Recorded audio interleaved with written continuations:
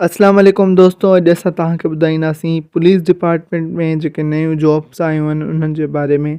ही जॉब्स कराची, हैदराबाद, मीरपुर ख़ासि ऐं सिंध जे ॿियनि मुख़्तलिफ़ शहरनि में आयूं आहिनि। हेड कांस्टेबल वायरलेस ऑपरेटर जी जॉब आहे। उन लाइ क्वालिफिकेशंस में इंटरमीडिएट हुजणु ज़रूरी आहे। पुलिस कांस्टेबल ऐं ड्राइवर पुलिस कांस्टेबल जी जेका जॉब आहे उन लाइ क्वालिफिकेशंस में मैट्रिक हुजणु लाज़मी आहे।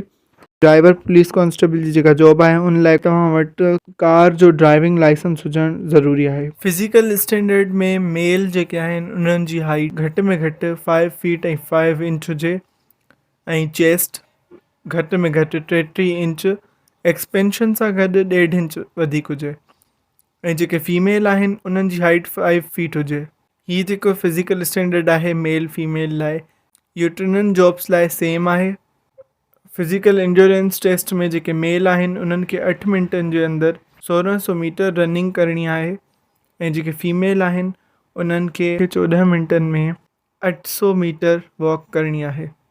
ऐं ही फिज़िकल इंड्योरेंस टेस्ट बि टिन्हिनि जॉब्स लाइ सेम आहे।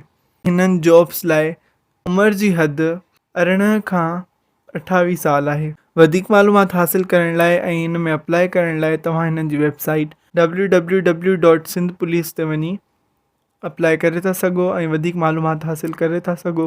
उमेद आहे तव्हांखे हीअ वीडियो इंफॉर्मेटिव लॻी हूंदी। अगरि तव्हांखे हीअ वीडियो इंफॉर्मेटिव लॻी त हिनखे लाइक कयो, शेयर कयो ऐं वधीक इंफॉर्मेटिव वीडियोज़ लाइ असांजे चैनल sindhipoint.com खे सब्सक्राइब कयो।